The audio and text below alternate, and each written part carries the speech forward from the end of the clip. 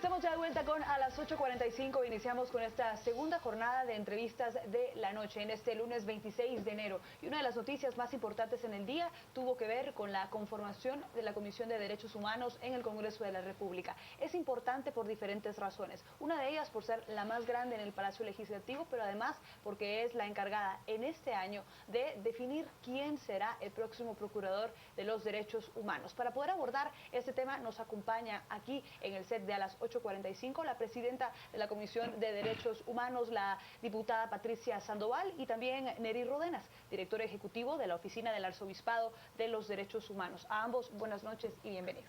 Gracias, buenas noches. Señora diputada, buenas noches. Neri, muy buenas noches. Señora diputada, cuéntenos, usted ya ha sido electa, ya está conformada la comisión, ¿cuál es su plan de trabajo inmediato teniendo como trasfondo la elección del nuevo procurador? Claro, bueno, la comisión se formó el día de hoy. Tenemos encima la elección del procurador o la procuradora de los derechos humanos. El día lunes haremos la primera convocatoria para que la comisión podamos conocer cuál es el plan de trabajo, pero yo creo que no tardará más de 15 días para hacer la convocatoria formal a nivel nacional para que todos aquellos participantes o aspirantes a ser procurador o procuradora de los derechos humanos puedan asistir con nosotros a dejarnos pues su papelería. Señor Rodenas, buenas noches. Usted tiene muchísima experiencia en este tema de los derechos humanos y ha estado pues siempre vigilante de este mismo proceso. Para este año 2017, ¿qué cambios se esperaría que se realice en el proceso de procurador de derechos humanos o qué se debe de contemplar y cuidar para que no se vea luego viciado? Bueno, buenas noches, muchas gracias.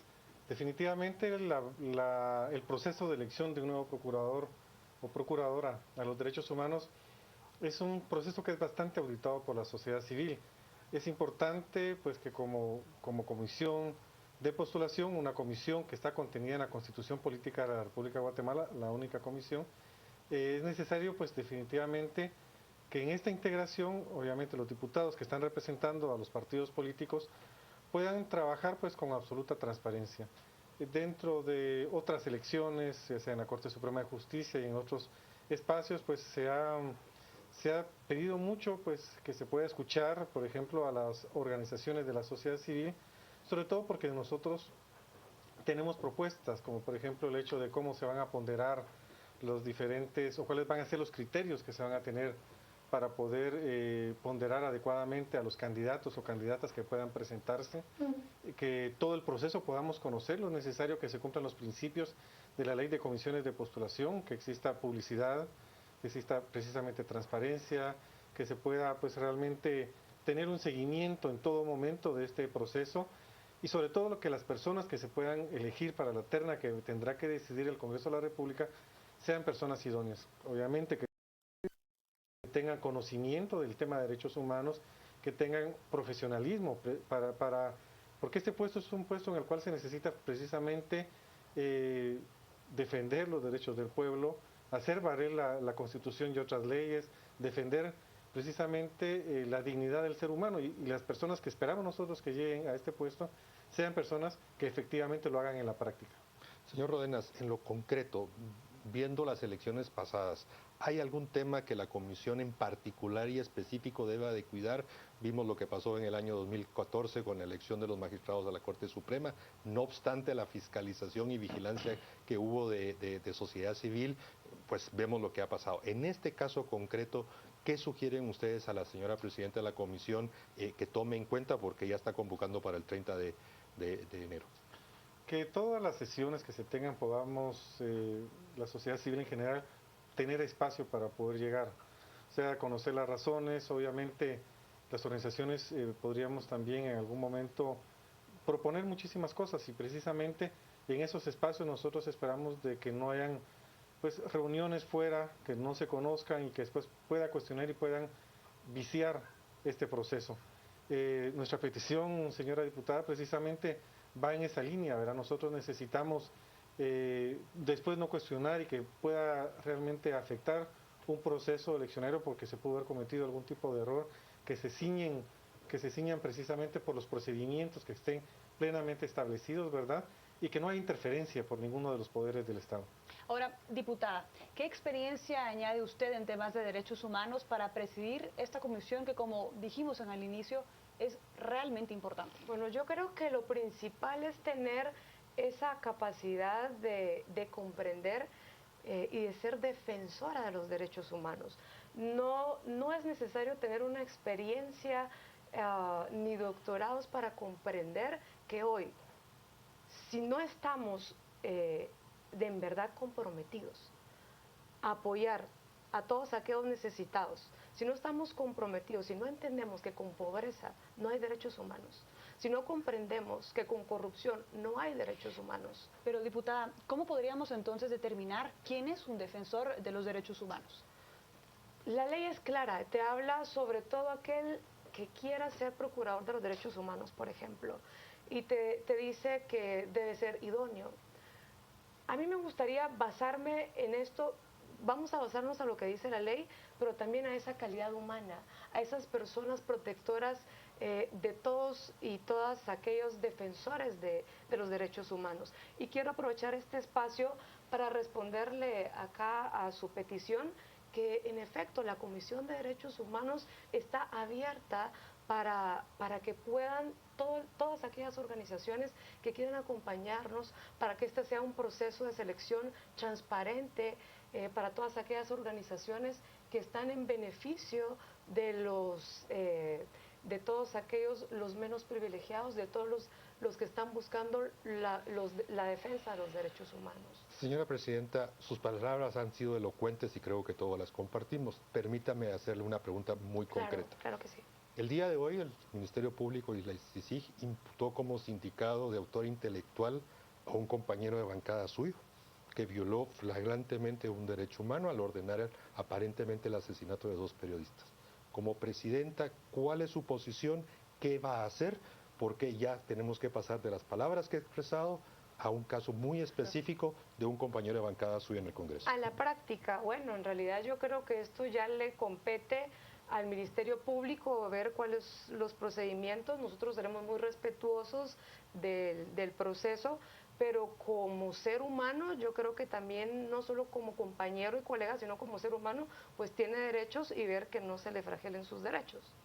¿Buscaría entonces un acompañamiento del Procurador de los Derechos Humanos actual para verificar que se le puedan respetar los derechos a su compañero de bancada? No solo a mi compañero de bancada, a cualquier ser humano, hombre o mujer, a cualquiera que lo necesite. Sería la primera acción de la presidenta de la Comisión de Derechos Humanos. Vamos a la pausa. Al regresar hablaremos de los retos de esta comisión y, por supuesto, muchas más preguntas que hay que hacer sobre el procedimiento de elección. Ya volvemos.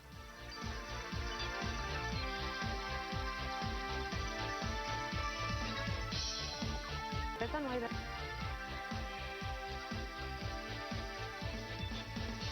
Continuamos aquí en a las 8:45 y ha llegado el momento de conocer todos los comentarios de nuestros televidentes. Comenzamos con Elmer Palencia. Es triste ver cómo se cambia el discurso solo para adaptarse.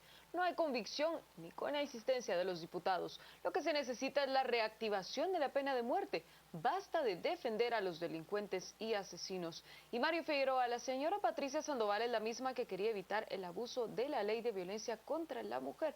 Son estos los comentarios que tenemos para ustedes, Ana Lucía. Gracias, Rocío. Y seguimos hablando aquí con la diputada y quisiera preguntarle concretamente, ahora que está al frente de la Comisión de Derechos Humanos en el Congreso de la República, ¿cuál es su postura ante las diferentes críticas que se escuchan en redes sociales con relación a que preside esta comisión un partido que está íntimamente ligado a militares en nuestro país? Bueno, eso es un tema que está fuera realmente de todo lo que yo hago. La verdad es un tema que... Es tema de derechos humanos, sí, Presidenta. Sí, es tema de derechos humanos, pero yo no tengo un conocimiento, no comparto cierto tipo de cuestiones ahí. Entonces. ¿Usted, Neri, tendrá algún criterio con este tema, conociendo lo que representan los derechos humanos en nuestro país y en el mundo? Yo creo que sí es muy importante que en el tema de derechos humanos, aquellas personas que pudieran participar en alguna violación a derechos humanos puedan permanecer al margen. No estamos diciendo nosotros que todos los miembros de la institución castrense tienen ese tipo de relación, pero sí es muy importante mantener precisamente esa separación y que no dé lugar a ningún tipo de de insinuación de que esté contaminada. Creo que definitivamente eso es un rumor que se escucha bastante fuerte en la opinión pública y definitivamente yo creo que en ánimos de tratar de realmente que no se pueda viciar el trabajo que puede hacer la Comisión de Derechos Humanos, es importante evidenciar que no existe ningún tipo de vinculación, ni con personas que han actuado con violaciones a derechos humanos o personas que estén pues vinculadas a algún tipo de delito. Señora Presidenta, evidentemente de aquí a abril usted estará muy enfocada en el tema del proceso de elección del futuro procurador o procuradora de derechos humanos. Pero más allá de eso, ¿qué otros temas llevará usted a la comisión o tratará de impulsar o hacer más allá del proceso de elección? Claro, como todos sabemos, la Comisión de Derechos Humanos, su misión es la defensa de los derechos humanos, no solo desde el Congreso de la República de Guatemala, sino a nivel del mismo Estado, a nivel de todo el órgano estatal. Luego de la misma elección del Procurador de Derechos Humanos está el integrar todos los estudios científicos, seminarios, propuestas de ley, las cuales pues como ya escuchamos en ahorita algunas personas que acaban de decir, yo propuse la ley de reformas a la ley de femicidio, entre otras leyes que estamos por presentar dentro de muy poco. Para mí es muy importante que los guatemaltecos podamos sentirnos representados por una Comisión de Derechos Humanos que se base en una situación de igualdad.